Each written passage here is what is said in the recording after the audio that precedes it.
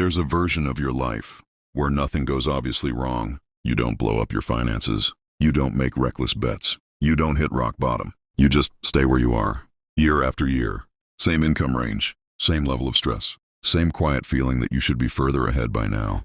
And the strange part? From the outside, it looks like you're doing everything right. You earn. You spend responsibly. You save a bit. Maybe even invest occasionally. Nothing extreme. Nothing stupid. Just normal. And that's the problem. Because the way most people stay poor isn't loud. It doesn't show up as a crisis. It shows up as a pattern so subtle, you don't even question it. You wake up, repeat it, justify it, normalize it, and 10 years later, you realize something uncomfortable. You've been busy, but not moving. And what makes this dangerous is that it doesn't feel like a mistake while you're doing it. It feels reasonable, safe, even smart, until you zoom out. And that's where this gets interesting. Because once you see the pattern, you can't unsee it. 1. The comfort trap that feels like progress. It usually starts like this. You get a raise. Not massive, but decent. Enough to feel like things are finally moving. You tell yourself, all right, I'm getting somewhere now. So naturally, your life adjusts. You upgrade a few things. Nothing crazy. A better apartment, nicer food. Maybe you stop checking prices as much. You've earned it, right? And yeah, you have. But here's the quiet shift most people miss. Your lifestyle expands at the exact same speed as your income. So your financial position doesn't actually change. It just feels like it did. Pause for a second. If your income doubled, but your expenses quietly doubled with it, did anything actually improve? Or did your expectations just level up? This is where people get stuck for years.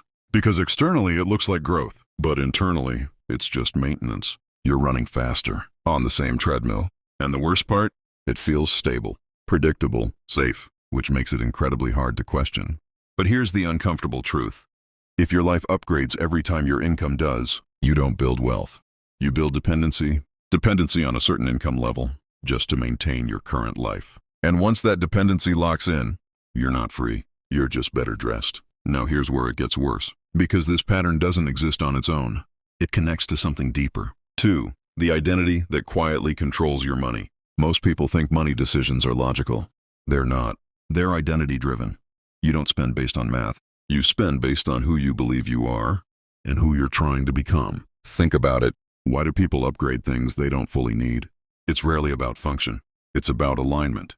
I'm not the kind of person who uses that anymore. I should be at a higher level by now. This fits who I'm becoming. Sounds reasonable, yeah? But here's the catch. If your identity grows faster than your financial foundation, you start financing an image instead of building a future. And that's where things get subtle, because nothing looks irresponsible.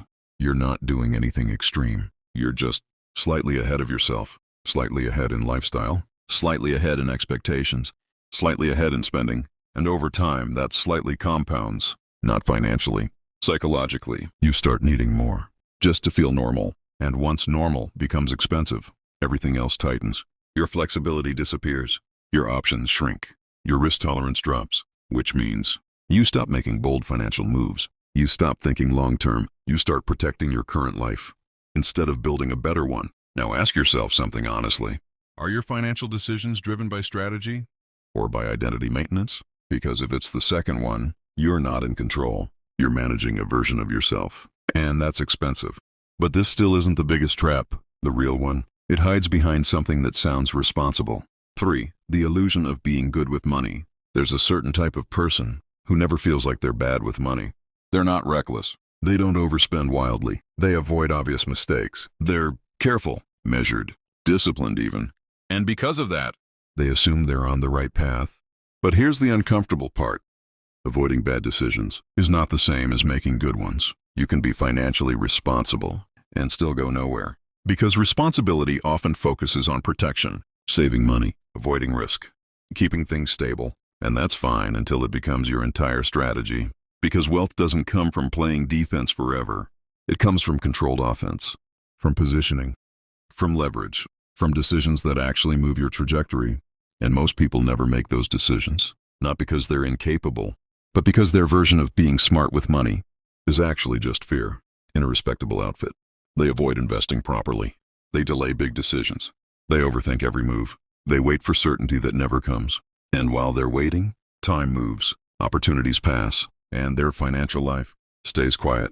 stable, unchanged. Here's a question most people avoid. Are you being careful or are you being passive? Because those two feel the same in the moment. But over 10 years, they create completely different lives. And this is where a lot of viewers start to feel it.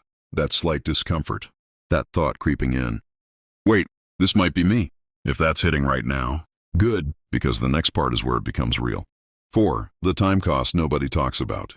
Money mistakes are usually measured in dollars. That's how people think about them. I lost money here. I spent too much there. But the real cost is time. And time doesn't show up as a transaction. It shows up as delay. Delay in starting. Delay in scaling. Delay in learning what actually works. And here's what makes it dangerous.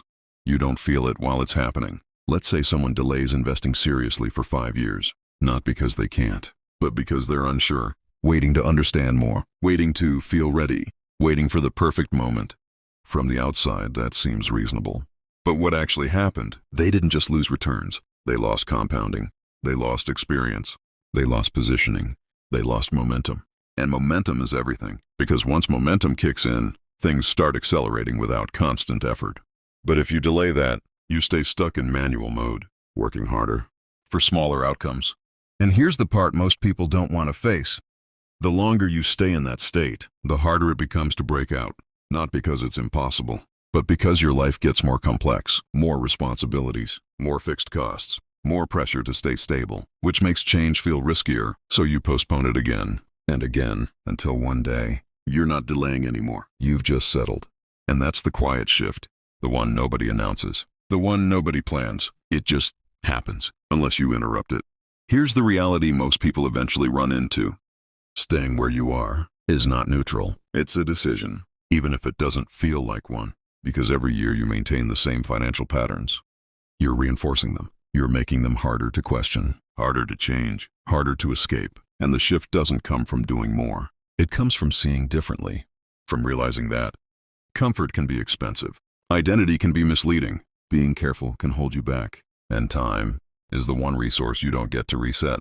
So what changes? Not everything at once. That's not how this works. You don't need a complete overhaul. You need a different lens. Instead of asking, can I afford this? You start asking, what does this lock me into? Instead of thinking, this feels right for where I am. You question, is this building where I want to go? Instead of waiting for certainty, you start valuing positioning. Small moves that compound, decisions that create optionality, systems that work quietly in the background. Because real financial progress isn't loud. It doesn't feel dramatic. It feels controlled, intentional, almost boring if you're doing it right. But over time, it separates you. Not because you got lucky, not because you took insane risks, but because you stopped drifting and started directing. That's the shift. And once it clicks, everything else starts to align.